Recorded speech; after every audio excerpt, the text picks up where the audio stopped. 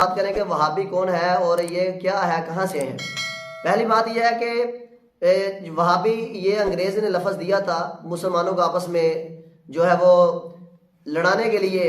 تو انگریز نے لفظ اہل حدیث تھا اصل میں، تو یہ جہاد کے ماننے والے تھے، یہ رسول کے ماننے والے تھے، تو انگریز نے ان کے اوپر پابندیاں لگائیں، انگریز نے ان کے خلاف ان لوگوں کو زندہ کھڑا کیا، جیسے مرزا غلام احمد قادیانی کھڑا ہوا، پھر پرویز احمد پرویزی کھڑا ہوا، دیگر لوگ کھڑے ہوئے جنہوں نے جہاد کا انکار کیا، جنہوں نے پردے کو جو ہے وہ پروموٹ کرنے کے بجائے بے حیائی کو فروغ دیا۔ تو وہابی محمد بن عبد الوہاب بہت بڑے محدث گزرے ہیں، بہت بڑے اللہ کے ولی گزرے ہیں، یہ نجد کے رہنے والے تھے اور یہ بنو تمیم قبیلے سے ہیں۔ جو بنو تمیم ہے یہ وہ گروہ ہے قیامت والے دن تک یہ حق پہ رہے گا اور قیامت کے نزدیک یہ دجال کا مقابلہ کرے گا۔ اور حضرت ابو ہریرہ رضی اللہ تعالیٰ اس حدیث کے راوی ہیں، نبی علیہ الصلوۃ والسلام نے 3 صفتیں جو بنو تمیم قبیلے کی بیان کی ہیں، ان میں سے ایک یہ ہے کہ یہ دجال کے ساتھ بہت سختی کے ساتھ پیش آئے گا۔ اب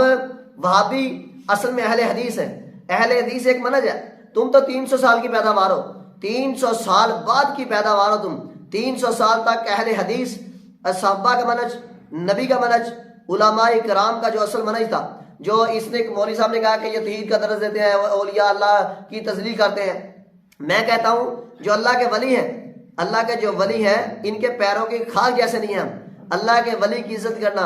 اللہ کے ولی، میں تو کہتا جو ہے امام ابو حنیفہ رحمۃ اللہ علیہ کو نہیں مانتا، میں تو اسے مسلمان ہی نہیں مانتا، تم کیسے کہتا یہ ولیوں کے دین کرتے ہیں؟ اصل میں بات یہ ہے کہ ان ولیوں کے نام کا آپ کی دکانیں چلتی ہیں، ولیوں کے نام پر آپ اپنے پیٹ بھرتے ہو، اس کے علاوہ آپ کا کوئی ہے ہی نہیں۔ اگر آپ ولیوں کو چھوڑ دو آپ تو بھوکا بڑھنا شروع ہو جائے، آپ کے اوپر قحط آ جائے، آپ کے اوپر کشیاں طاری ہو جائے اگر آپ ولیوں کو چھوڑ دیں۔ ہم کہتے ہیں جیسے ہم ولیوں کو مانتے ہیں تم بھی مانو، اور توحید کی بات کرتے ہو، 1,24,000 نبی جنہوں نے توحید کی دعوت دی، آج اہل حدیث بھی توحید کی دعوت دیتا ہے، 1,24,000 صحابہ کرام نے توحید کی دعوت دی، محدثین نے توحید کی دعوت دی، اور ہم بھی توحید کی دعوت دیتے ہیں، تم تو شرک کی دعوت دیتے ہو، تم تو بدعت کی دعوت دیتے ہو۔ اللہ کے نبی فرماتے ہیں کل بدعت ضلالہ و کل ضلالۃ فی النار، ہر طرح کی بدعت، وہ چھوٹی ہو وہ بڑی ہو، بدعت سیئہ ہو بدعت حسنہ ہو، وہ بدعت ہی ہے۔ جیسے زہر مکے کی ہو، زہر پاکستان کی ہو،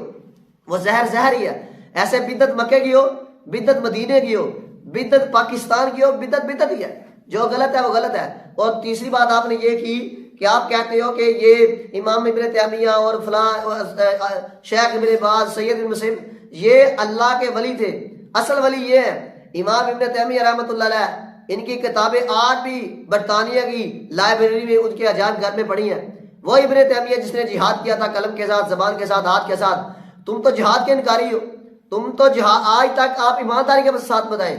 سوائے تحریک لبیک کے یا سوائے اہل حدیث کے کسی نے جہاد کا نام لیا ہو؟ آپ تو جہاد کے انکاری ہو۔ جہاد کا انکار کرنے کے لیے آپ جیسے ٹٹو انگریز نے پالے تھے کہ شرک پھیلاؤ، بدعت پھیلاؤ، جہاد کا انکار کرو، مسلمانوں کو جہاد سے دور کرو، اور جب سے آپ نے جہاد چھوڑا ذلت آپ کا مقدر بنی ہے اور آپ ذلیل ہو رہے ہو دنیا میں، آپ کے اوپر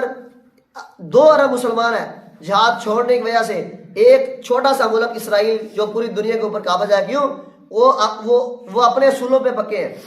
اور یہ جو محمد بن عبد الوہاب ہے یہ تمیم قبیلے کا ہے، تمیم داری قبیلے کا، اور تمیم بنو تمیم جو ہے قیامت تک کے لیے حق پہ بات کرے گا، حق کی بات کرے گا۔ ہمیں فخر ہے الحمدللہ، ہم اس قبیلے کے ماننے والے ہیں، ہم ان قبیلے سے ہیں۔ اور آپ جو اولیاء اللہ ہے، اولیاء اللہ کی تو شان ہی بڑی ہے، جتنے بھی اولیاء اللہ فوت ہوئے، امام مالک، امام احمد بن حنبل، امام ابو حنیفہ رحمۃ اللہ علیہ، اور دیگر شیخ عبد القادر جیلانی رحمۃ اللہ علیہ، اور دیگر سید بن مسیب، حسن بصری، جتنے بھی، اللہ ان کی قبر کو جو ہے وہ کروڑ اللہ رحمت ان کی قبروں پہ برسائے، تو ان کی قبروں کو حد نگاہ وسیع فرمائے۔ آپ تو کس باغ کی مولی ہو، کس برتن کے ڈھکن ہو،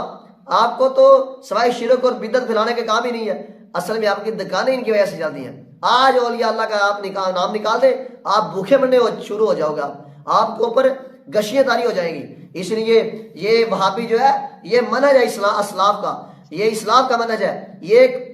ایک فرقہ نہیں ہے، اہل حدیث ہے، یہ ایک منہج ہے، اس کے علاوہ باقی سب فرقے ہیں۔